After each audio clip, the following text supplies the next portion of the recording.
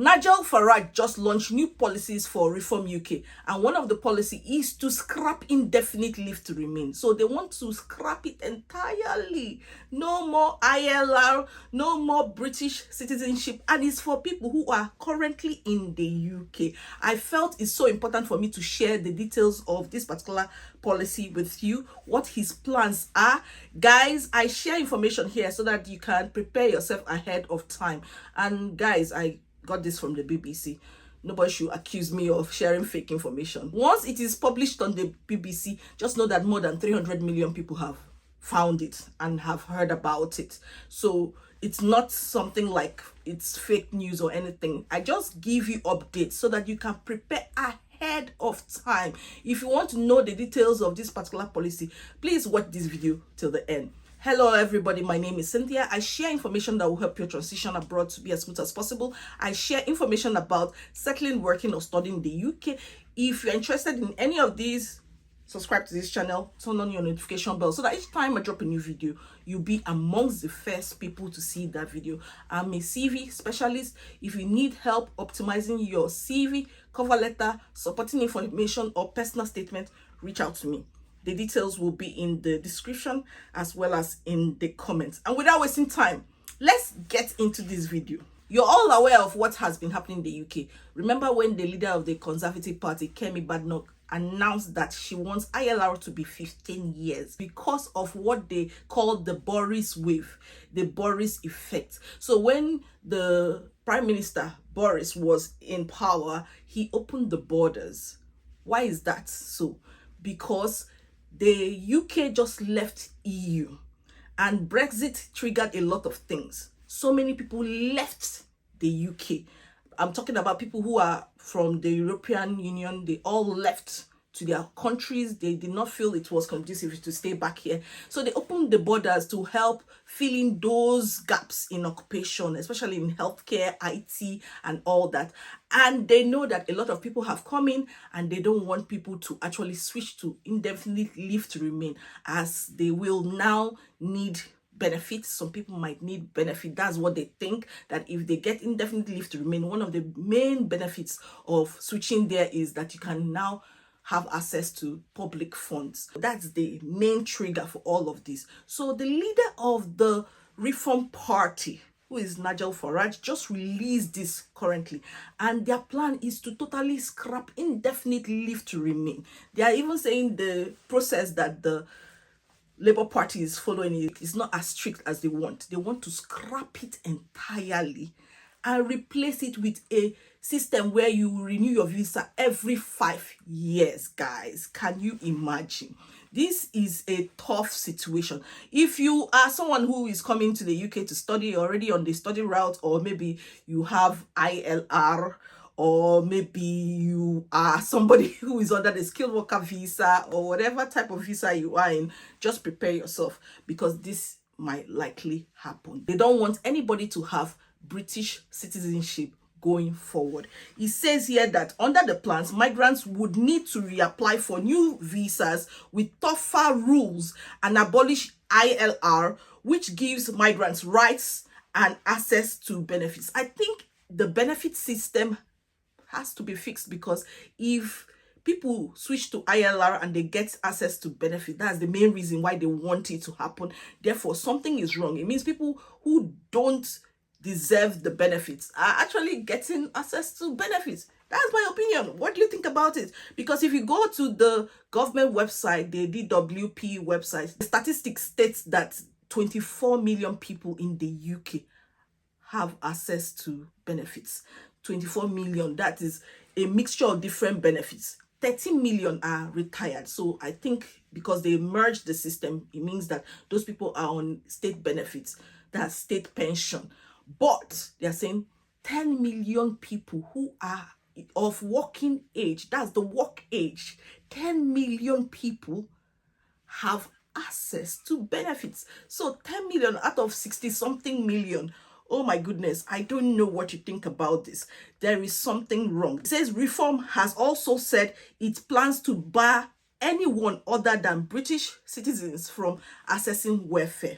The party claims their plans will save 234 billion pounds over several decades. The current Chancellor, Rachel Reeves, said the suggested savings have no basis in reality, and the government were already looking at restricting migrants' welfare access. So the government is actually looking towards restricting migrants from having access to welfare. And guys, you need to go and check the statistics of people who actually have access to welfare, even when they've gotten their ILR and British citizenship. Of course, people who are British or indigenous make up a large percentage of people who have access to benefits.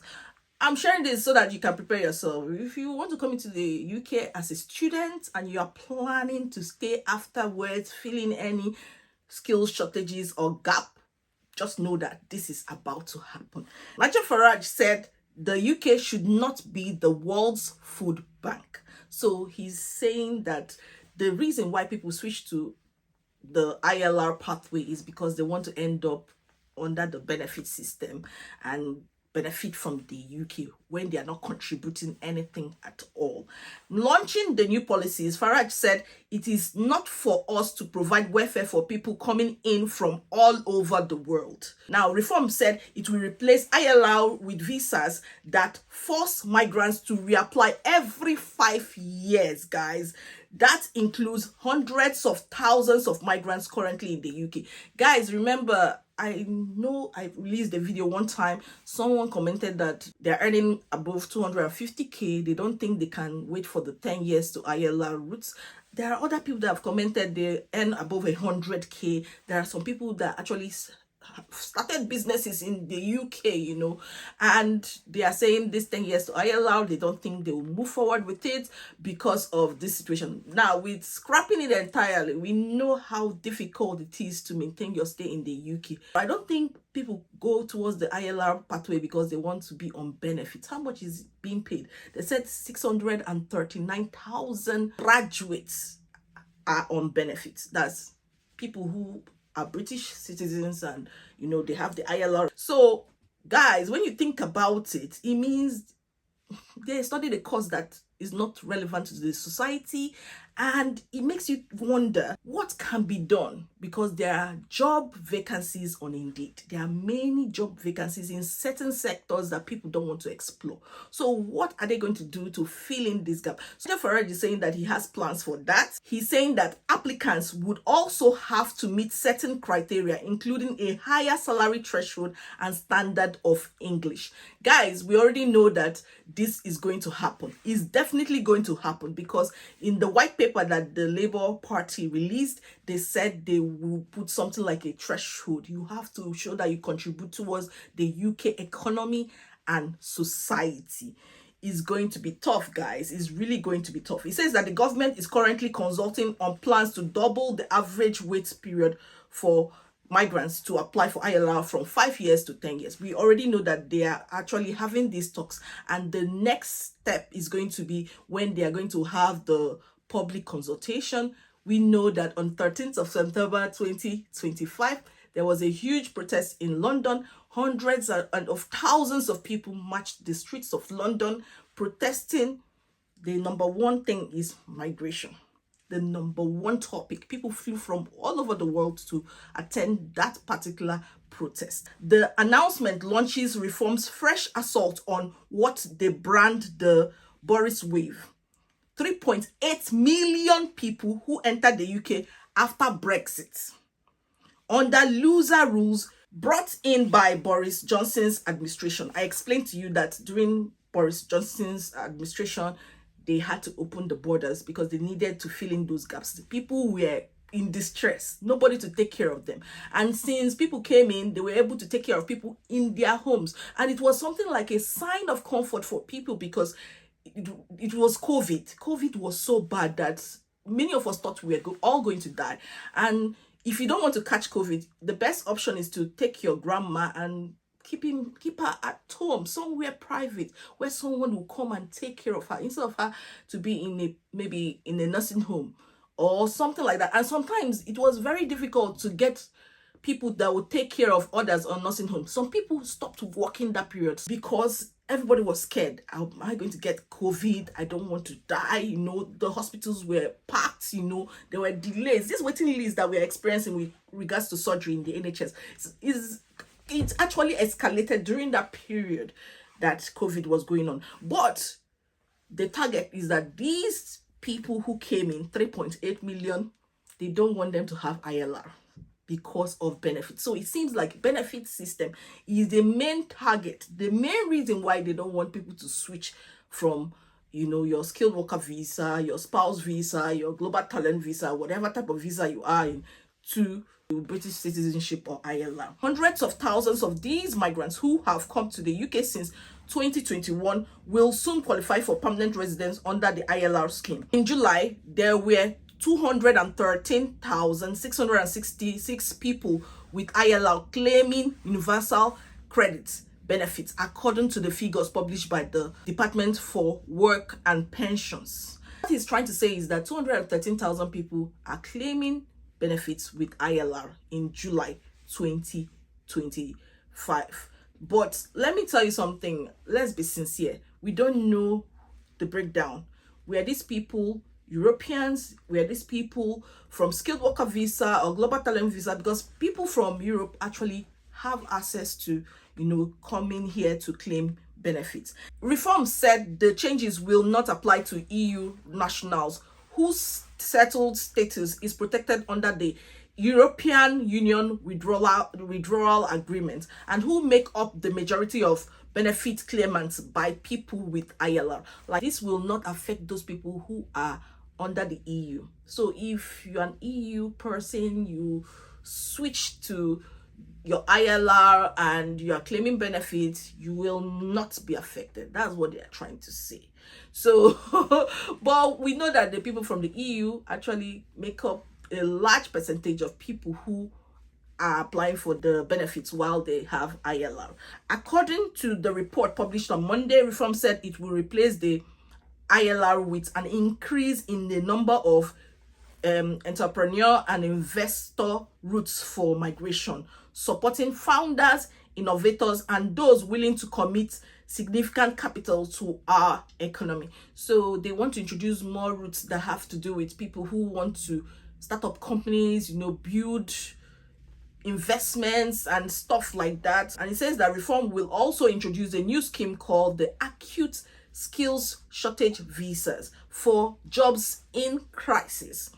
Under this scheme, firms can hire one worker from abroad only if they train one at home. So it's like hire one, train one. So if you don't have evidence that you're training one, you will not be able to hire another one. So this is something that the Labour Party has been talking about, how they've been encouraging employers to actually, you know, train people at home so that they can fill in those occupations. And guys, I have to mention to you that immigration skills charge will go up. Immigration skills charge is the amount that employers have to pay when they are signing a COS. So when they've interviewed you, you've passed, and they feel like, okay, we are willing to sponsor you to come into the UK, they will pay a certain amount when they are filling the COS information, and they will pay that and pay something else, you know, and then they print out that COS and give it to you. So that is going up, and it is going to be very much discouraging for employers to keep employing people from outside the country. Now, what do you think about this? What are your thoughts? With English language requirement is like a common language for all the big parties right now, because things are changing. And when you want to look at the next election dates, because with the way things are happening right now in the UK, everybody is worried. So you might be wondering, when is the next election? The next election is likely to be on the 15th of August 2020. You know, sometimes things can happen and they will change that date. Guys, what are your thoughts based on this? What do you think is happening? What do you think people should do? Like I've said, if you're coming into the UK to spend a lot of money to become a student, you have to be very strategic about whichever, you know, course you choose. 10 years to ILR is imprisonment. This other option, which is every five years, is not funny. not having British citizenship, we are working here, slaving, paying taxes, carrying everybody along. It doesn't make sense to me. In my personal opinion, it does not make sense. So if you are thinking of, okay, I want to build my dream, you are the next Elon Musk, without, Elon Musk becoming a Canadian citizen and becoming a US citizen, he will not have built his company, Tesla. So if you are someone who wants to innovate, grow your career, build your company, explore the opportunities available, might be very difficult for you.